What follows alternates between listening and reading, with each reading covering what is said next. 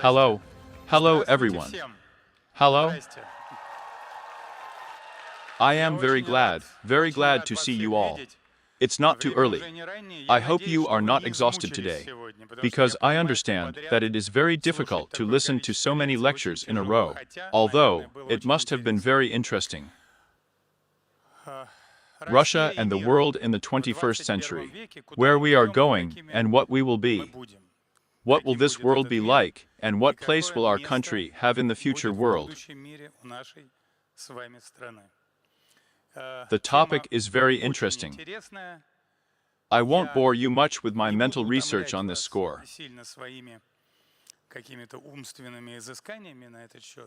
I will tell you a few words very briefly and answer your questions better later. It seems to me that I imagine what Russia will be like, where Russia is going, and what it will be like. I don't quite understand what the world will be like at the end of this century. And I don't think that anyone with a high degree of confidence can assume and describe the outlines of this future world.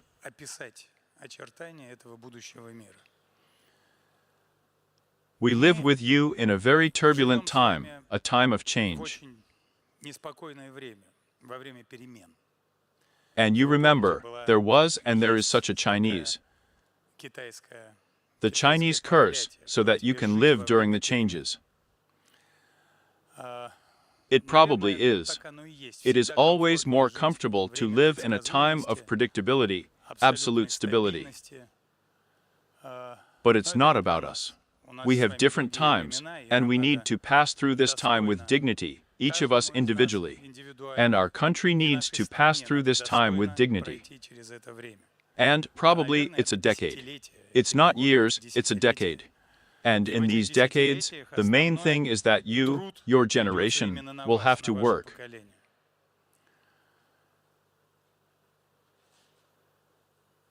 What's going on in the world? After the collapse of the Soviet Union, the world became, in fact, de facto unipolar.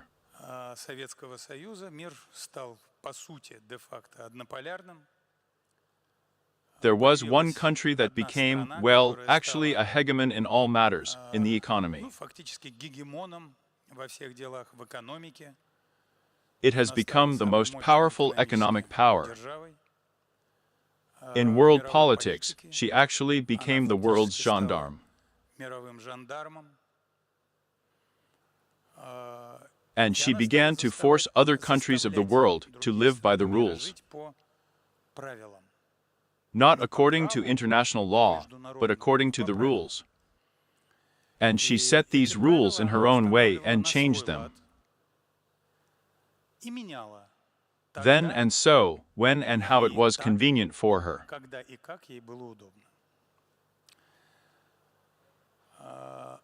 In fact, it was such a neocolonial regime. Juices were squeezed out of all other countries. All other countries actually turned into objects from which dividends were siphoned off, including our country after the collapse of the Soviet Union. Having indulged in the euphoria of such, well, a honeymoon as it seemed to us, honey years with this very collective West. Our country also turned into such an object of pumping out dividends.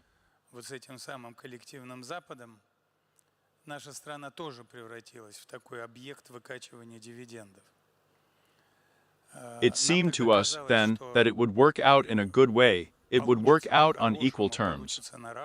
It didn't work out. And it's not our fault. And now the world is moving from this system to a multipolar system, to a fairer system, to a non-colonial system, to a system where relations of equality, mutual benefit, and mutual respect prevail.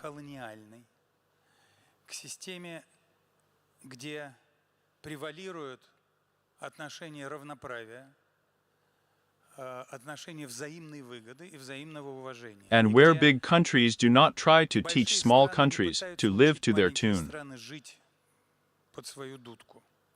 They do not dictate living standards to other countries, but they also do not tolerate when someone meddles in their internal affairs. This transition, it is very long, it is very painful, because the countries of that very golden billion, which are now gradually losing the role of hegemon, they do not want to lose this role, they cling to this role. They are using their economic power, but the trends are already evident, and the centers of economic development are inexorably shifting from west to east. From our west to our east, I speak in relation to us.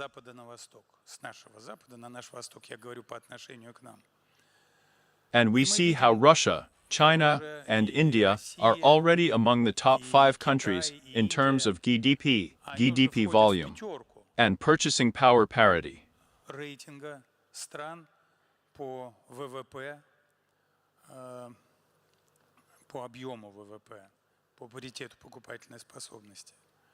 And this vector, it is already irreversible. With our pace of development, we are making this vector irreversible. We are moving more towards a new world. Yes, even if its outlines are not clear yet. But it is clear to us what Russia will be like. We have made a giant leap in the last 20 years. We are on the threshold of this century. The budget of our country was slightly larger than the budget of the city of New York.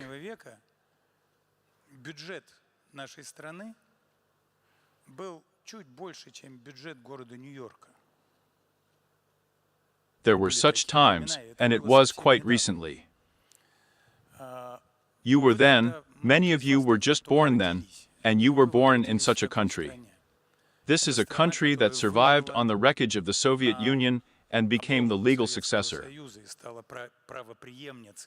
The legal successor of this. It was once a great power. And in 20 years, in 24 years, we have managed to make it to the 4th or 5th place in terms of GDP, in terms of purchasing power priority. It's a giant path. We not only managed to survive, we managed to get back on our feet. Not only did we manage to get back on our feet, but when this series of changes began, when the perfect storm began, and when attempts by the countries of the collective West were added to punish us simply for our desire to become independent, we managed to survive in these difficult conditions.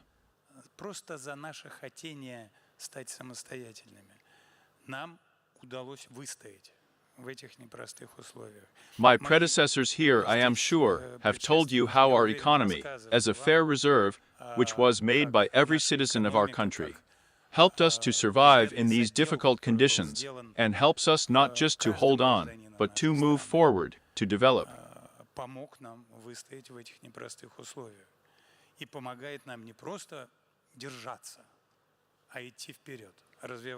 It's worth a lot. Well, we live in this difficult time, and you will probably ask me how to ensure against these difficult times.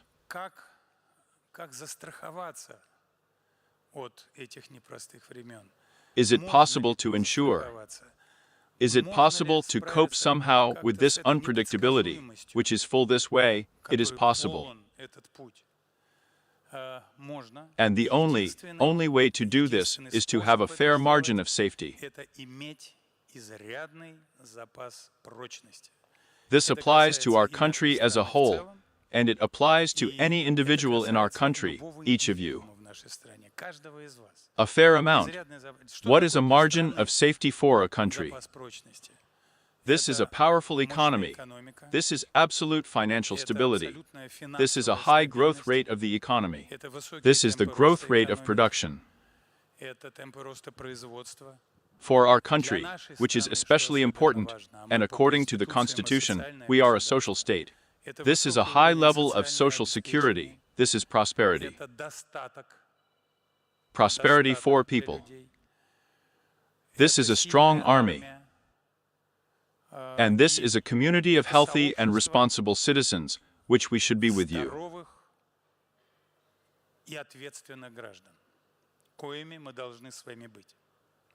This is what gives rise to a margin of safety for the country. And Russia confidently holds this margin of safety. We are able to do this with you. What does it mean for each of you to have a margin of safety? This is to get an education. This is to get a job. This is to take the position of a responsible citizen.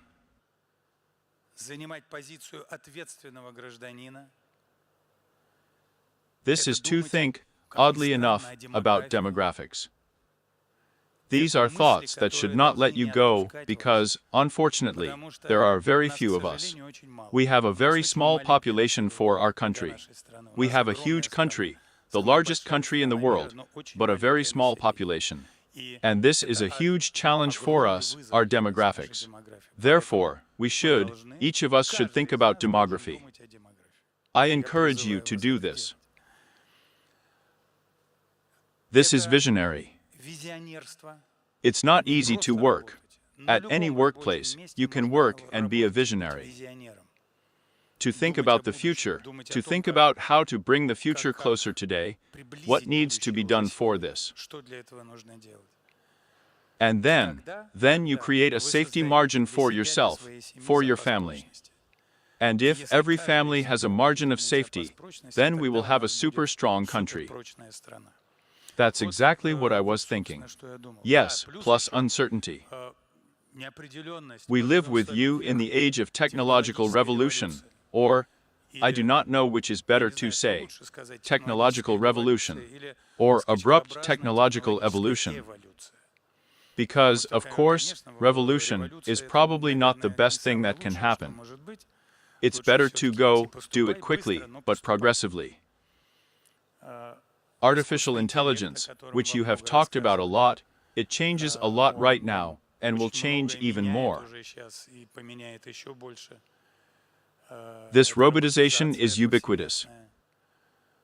Various factors are moving us towards increased rates of robotization. Moreover, we are still far behind the developed countries of the world in terms of the pace of robotization. We have a very small, critical small fleet of robots. But there are special government programs aimed at changing the situation for the better.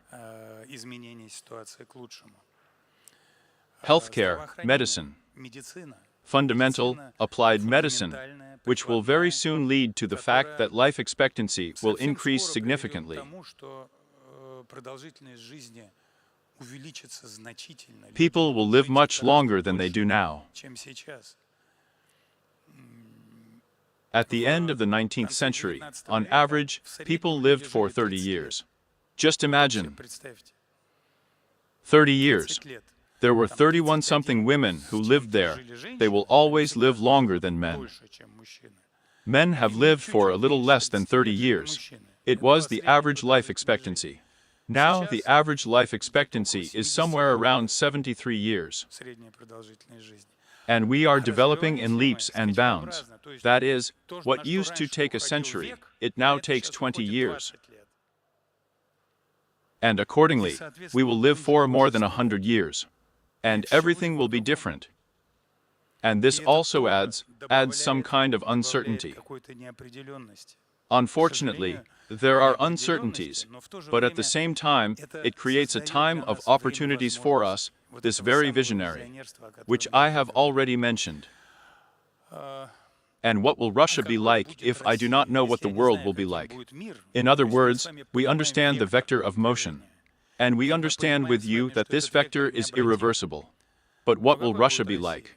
Of course, she will be strong, healthy, big, the biggest. She will respect other countries. It will look for partners who are ready for peaceful, mutually respectful interaction in all spheres.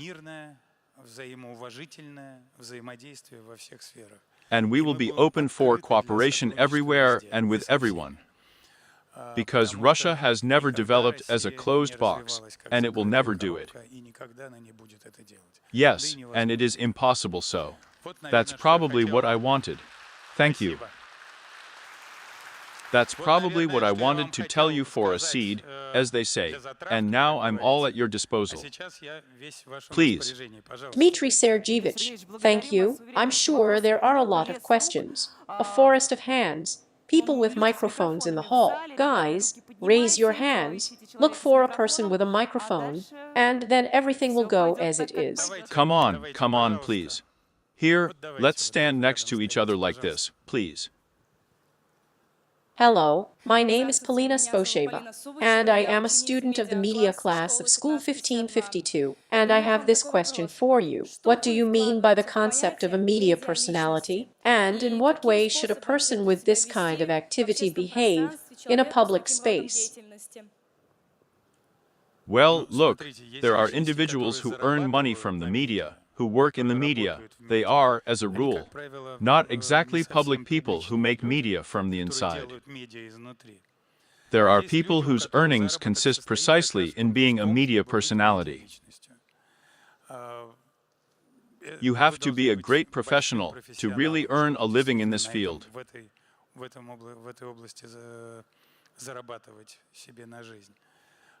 And there are a lot of professions in one way or another connected with the media, which need daily media coverage of their activities.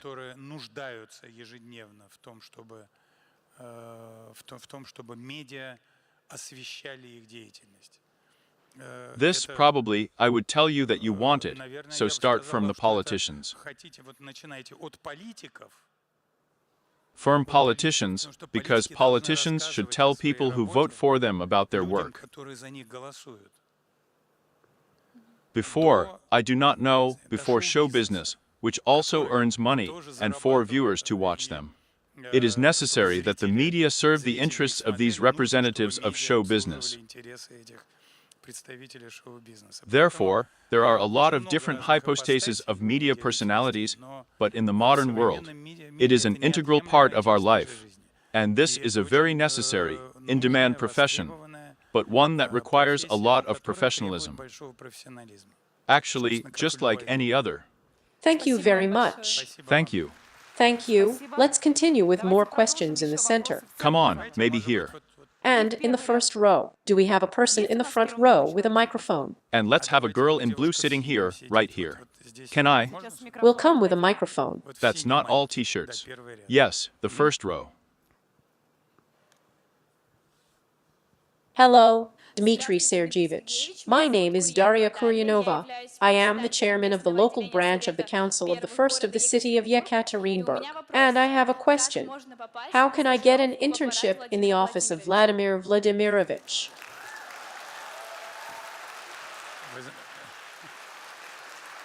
Look, these questions are very often heard. The office of Vladimir Vladimirovich is called the administration of the President of the Russian Federation. Not all departments hire interns and interns.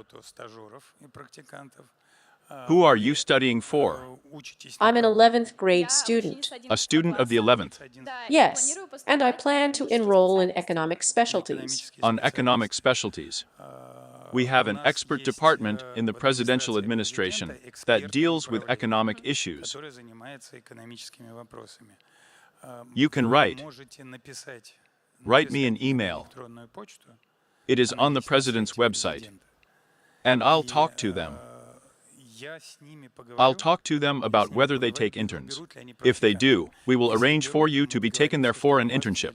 Thank you very much. And if you'll excuse me, can I ask you one more question? You will first need to pass the Unified State exam. Yes, that's understandable. Yes, then you will need to enter the institute in your specialty. And then we will try something for you during the holidays. Aggressive. Thank you very much. In other words, you will need to pass your part of the road. And this is a very good incentive now after your promises. There will be an incentive to pass the Unified State exam and to enroll and to study. And not only, by the way, our girl who asked questions. Well, this probably applies to everyone. Let's continue. Let's move on. Let's move on. Us. This. Come on, here's a girl. Here you are next to him. Yes, come on. Hello. My name is Petra. I'm from the media class, School 2120. Now the situation in politics. The economy is changing so fast, technology is improving. What do you think, in your opinion, will be the relevant profession for the 21st century? Well, listen, the profession, one way or another, that will be connected, is connected with the digital world. That is, everything related to the possibility of programming, everything related to the possibility. With artificial intelligence capabilities, everything related to digital modeling and design. All of this will be in demand one way or another, because all areas of our life will be designed and modeled in digital form. Thank you very much. But at the same time, don't forget that no matter what progress there is, there will still have to be teachers. There will have to be doctors.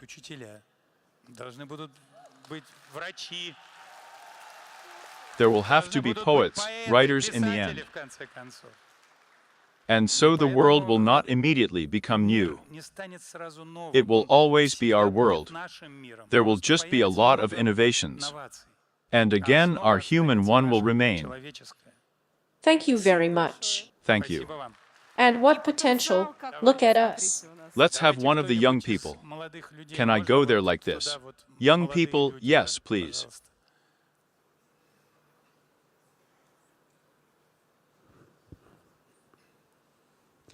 Hello, my name is Mikhail.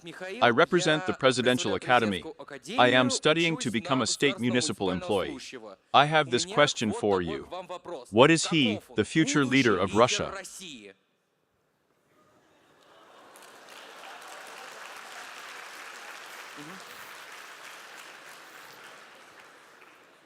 The same as Putin.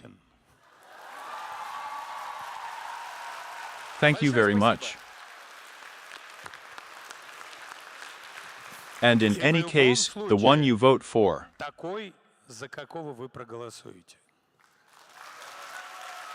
It's up to you to choose.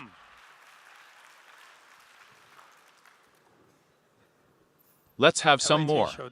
Maybe we'll go further away somewhere, right? Here are two young men, right as? No, you go ahead there. Over there. There are two young men there. Let's give one of them an opportunity. It seems to me that they are ready to ask a question in unison. Good afternoon. My name is Andros Sviatoslav Alexandrovich, a parliamentarian of the Sherbinka district of the Tinau district. I have such a question. There was a BRICS meeting recently. How do you see the prospects for a common currency for the BRICS union countries? And is it also possible to introduce a complete rejection of money, paper, cash in principle?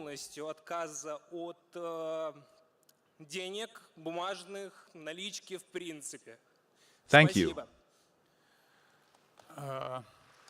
Very interesting question. Thank you. Indeed, an extremely fruitful summit was held in Kazan 2 weeks earlier. And it was the widest representation, many guests, very important negotiations, and very, very significant results for our country, for all countries that are interested in BRICS. The topic of cooperation in the financial and economic sphere, of course, was on the agenda of the summit.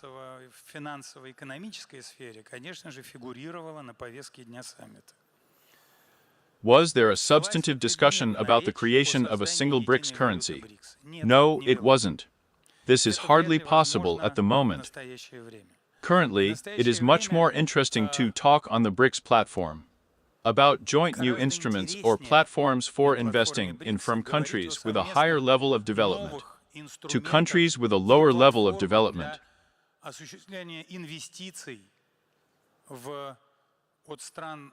С более высоким уровнем развития в страны с уровнем развития пониже. This is how the creation and study of the possibility of creating such platforms in the near future, indeed, this was discussed. This is very important. Of course, not all countries are ready for close cooperation in terms of creating some kind of payment systems. But, on the other hand, all countries somehow understand that in our time, when, for example, the world reserve currency, the US dollar, begins to be used as a political tool against us, or when the SWIFT payment system also begins to be used as a tool in attempts to suppress one of the states of the world, in this case the Russian Federation, all they understand that this can happen to anyone. В попытках подавить одно из государств мира, в данном случае Российскую Федерацию. Все понимают, что так может произойти с каждым. And countries, of course, are starting to think more and more that they need backup, alternative payment methods, an alternative money transfer system, and so on and so forth. These conversations, they are going on. And these conversations are taking place just within the framework of the very vector of the irreversible, which we have talked about. Excuse me, but we will be able to defeat the dollar in principle, in terms of its importance for the world economy. You understand, we are not trying to beat the dollar. And it is not necessary to try to defeat him. The dollar is one of the world's currencies. This currency is one of the largest economies in the world. And, unfortunately, this economy of the world, well, probably foolishly made a mistake and began to make weapons out of the dollar. This is their mistake. They just, well, didn't understand the consequences. They didn't understand the consequences. We don't do it against the dollar. We do it for ourselves. We do this for our partners. And therefore, we have already, with a number of states, we have already entered the use. We carry out the lion's share of our mutual settlements in local currencies, in national currencies. And this process is also irreversible. It will only expand, and countries, many countries like it more and more. This process is moving around the world. It will go, but not against the dollar. It's just going to be an attempt to create more alternatives, to make more choices. Then reliability is added. Thank you very much, Dmitry Sergeyevich. Russia forward. Naturally, thank you. Thank you. Who will we give the floor to now? Girls, boys? Give it to the girls. Let's give the girls the floor. Here she was even introduced. So. To the front row, please give me a microphone. Yes. Well, then we'll give you the next ones. Hello, Dmitry Sergeyevich. My name is Irina. I am from the Presidential Academy of Political Journalism. I would like to ask such a professional question. What do you think are the fundamental qualities a press secretary should have? But you know, I won't hide it. It's a difficult profession. He doesn't have to be a journalist at all. Even from my point of view, it is preferable that the press secretary was not a journalist. It should be a person who quickly grasps different topics, because look, I'm working. I work with the president, and the president has new topics on the agenda every day.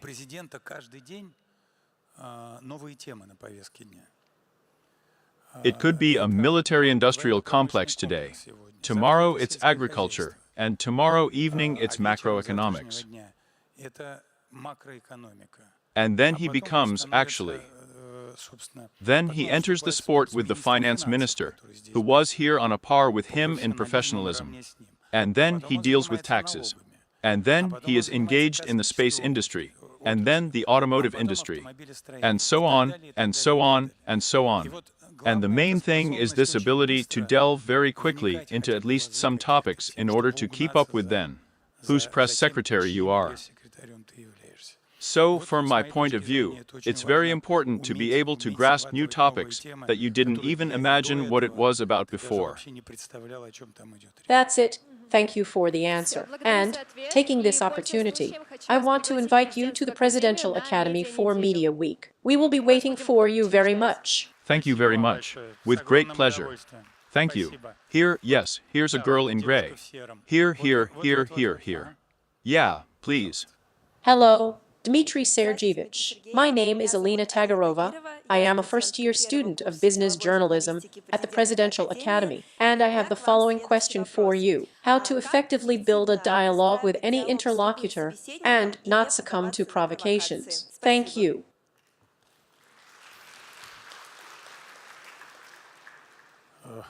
Well, Ну, you can эффективно effectively build выстраивать a диалог dialogue можно только only by уважая вашего respecting your собеседника. interlocutor.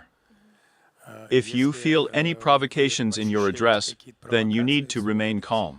то нужно сохранять спокойствие, You should нужно always, всегда always try to respond very всегда logically, пытаться очень calmly логично, and спокойно и argumentatively to the аргументированно challenges that you face. отвечать на те вызовы, которые перед вами стоят. Never Никогда не switch to переходить excessive на emotionality, because излишнее excessive emotionality does not allow you to be потому что completely излишняя logical in your эмоциональность не explanations. позволяет до конца быть логичным в ваших изъяснениях. Therefore, Поэтому be будьте calm, спокойны, be logical, and be будьте friendly, логичны и будьте доброжелательны. even in В relation to отношении those тех, who provoke кто you. вас провоцирует. Thank you. Thank you. Where do we give the microphone next? Maybe back. Let's go Давайте back туда there. назад, Yes, пожалуйста. please. Hello, Вот Yes. да. Milena Peskova, School 2120. As you think. What's your Как last ваша name? фамилия? Milena Peskova. Dmitry Sergeyevich. Why А didn't что you же вы say раньше anything молчали? before? What do you think is more important for the future of our country? Develop new technologies or preserve traditions? And what is already being implemented at this moment? Incorrect statement Неправильная of the постановка question. вопроса.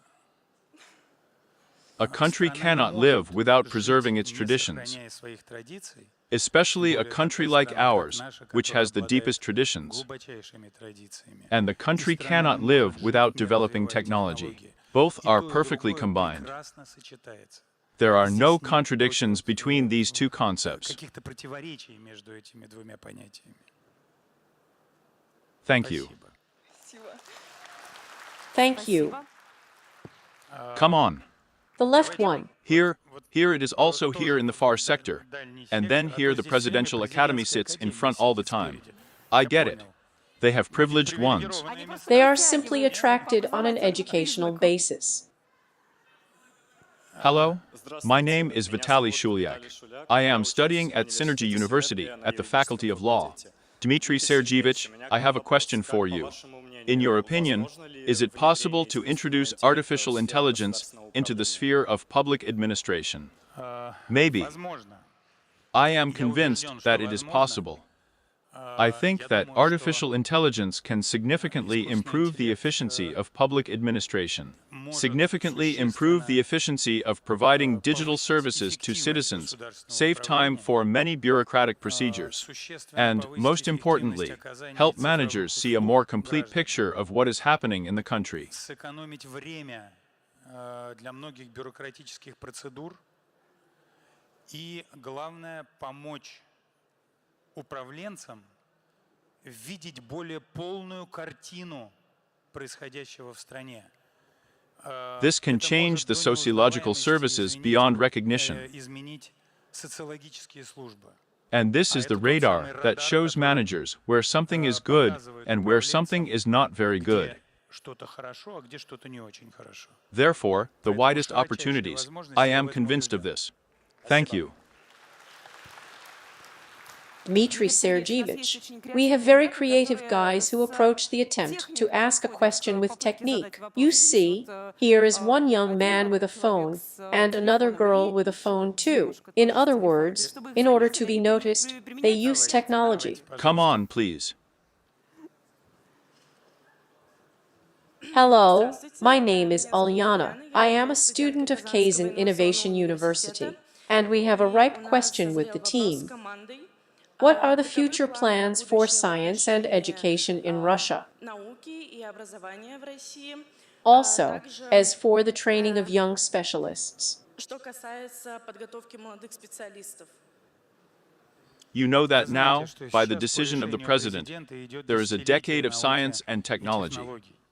And this is really a decade when special conditions are being created for science, because without the development of science, the further passage of our country along the path of sovereignization, the sovereignization of everything, our life, the sovereignization of our foreign policy, the sovereignization of our technological level of development, it is impossible.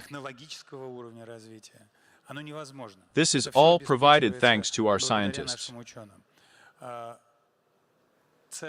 A number of programs for the development of science, for attracting young scientists, for creating conditions for young scientists, are operating in our country.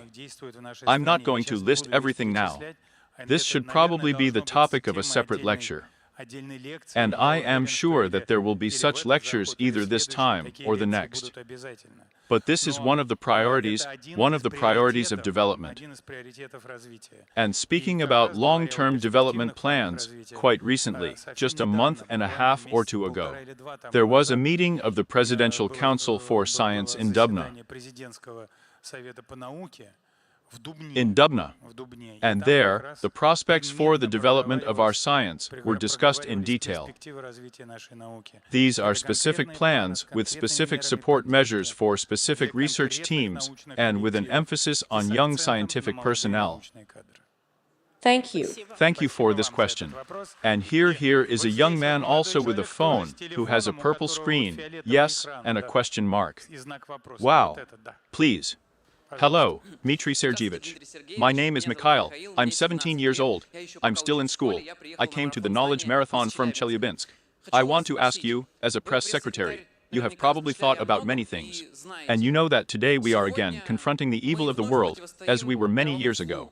In 1812, we saved Europe and the whole world from the strongest army, the army of Napoleon. In 1941st year, we liberated, so we started this business, and in the 45th year, we defeated the strongest army in the world at that time, the Hitlerite army.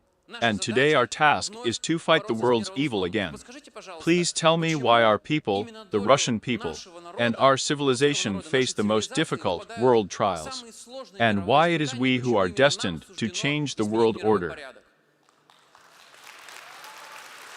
Bravo. Bravo. You know, we are big, and being a very big country, we somehow play the role of a kind of magnet.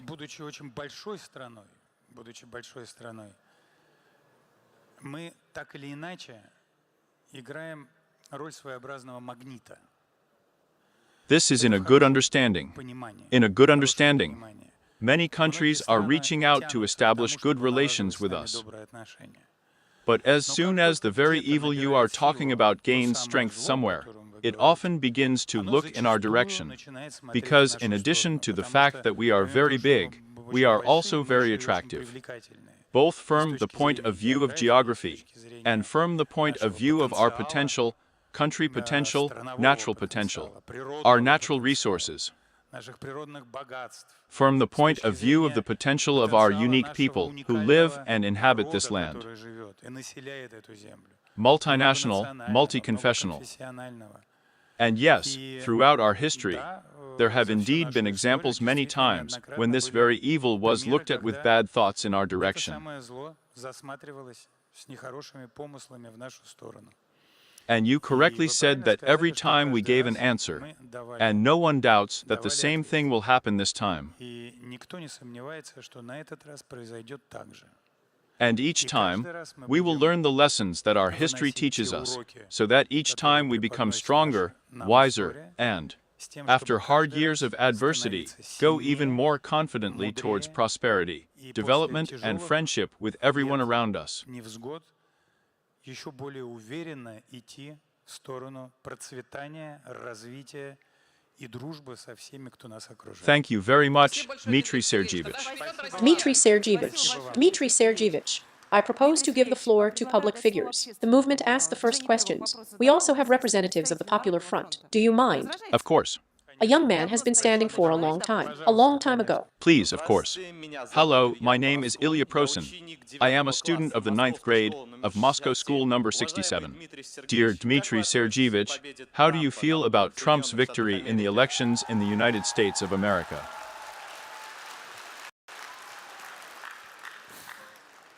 You know, I have nothing to do with Trump's victory. Here. And we have our own agenda, guys. We launched the Arctic icebreaker today. This is more important for us. That's what I feel great about. And the Americans who voted for him should relate to Trump's victory. And probably, there is no need to dissemble. It is important that the elections have ended in America. Why is this important? Someone during the election campaign talked about the war. Someone was talking about peace and that he would quickly establish peace.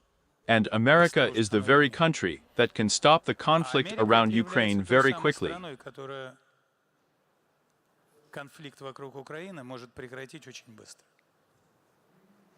Because this is the very country that is directly and indirectly involved in this conflict. This is the very country that declares its goal to inflict a strategic defeat on us, the Russians, our country, the Russian Federation. And if someone can change something, then it should be welcomed. If these are words during the election race, we have seen this before. That's probably my answer. Thank you very much. Thank you, Dmitry Sergeyevich. Do we still have time for the final question? It tells me that it's completely over. Here are the guys with jackets this. Come on. What was written there? I'm just. Moscow region. Novosibirsk region. Novosibirsk. Siberia, the capital. Well, good afternoon, Vladimir Sergeyevich. I have such a question for you. Dmitry Sergeyevich. But come on, too. I'm sorry. I am very worried, for the first time in Moscow. So, Dmitry Sergeyevich, please tell me, what should a young politician be like, and what should he set himself the primary tasks?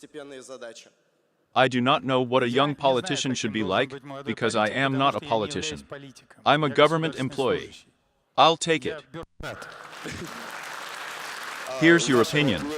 A politician is someone for whom people vote.